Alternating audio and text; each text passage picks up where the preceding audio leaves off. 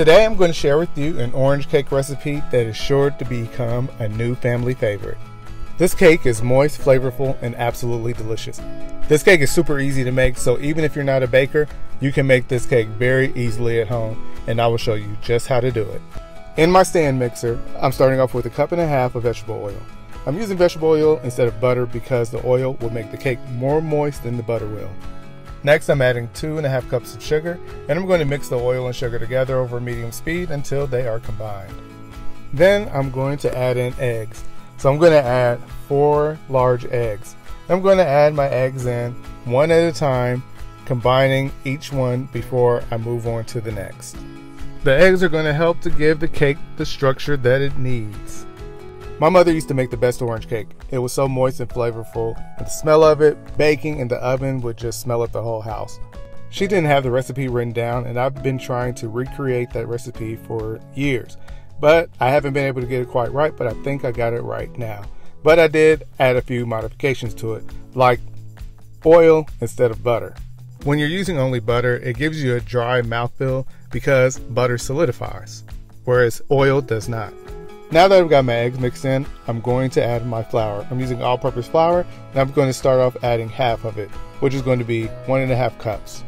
And I'm going to mix in the flour on low speed until it becomes just combined.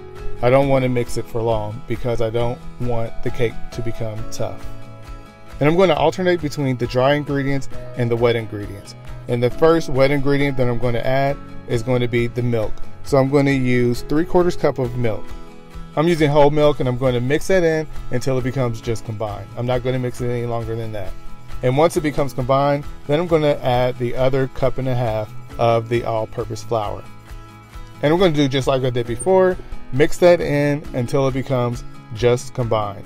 And once I've got to a point where it is just combined, then I'm going to add my other wet ingredient, which is going to be orange juice. So then I'm going to add 3/4 cup of orange juice to the mix. And just like I did with the milk, I'm going to mix this until it is just combined. Once the orange juice is combined, I'm going to add in 1/2 teaspoon of salt, and then I'm going to add in 1 teaspoon of baking powder. Now I could have added the baking powder and the salt to the flour to make sure that it gets all evenly combined, but I trust my process, it's going to become evenly combined. And once I've got that done, I'm going to add in my orange zest. So I'm going to zest a few oranges to add up to about 2 tablespoons.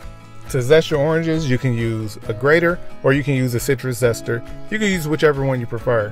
I alternate. Sometimes I'll be using a grater, sometimes I'm using a zester. It just depends on which one I feel like reaching for at the time. And once I've got all of that added, I'm just going to fold it in.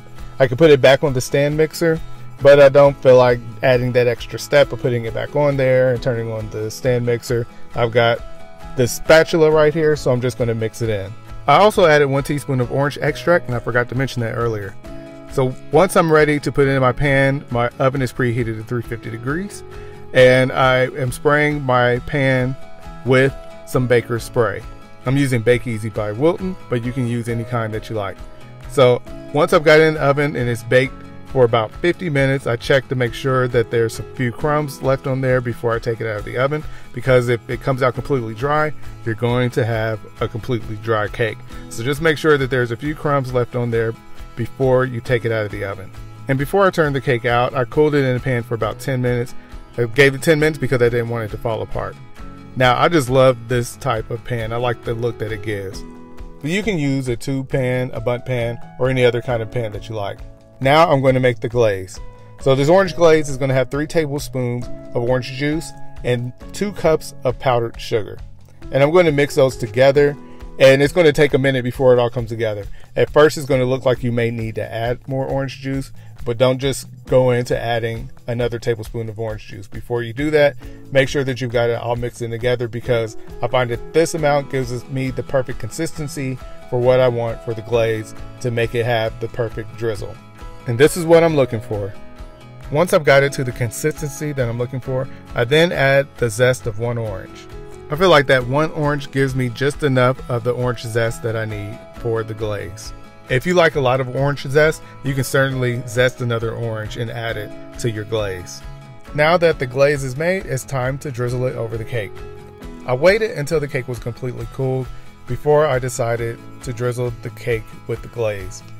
If I decided to do this while the cake was hot or warm, the glaze would have seeped into the cake instead of resting on top, which is not what I wanted to happen. So you need to wait until the cake is completely cool before you decide to glaze your cake.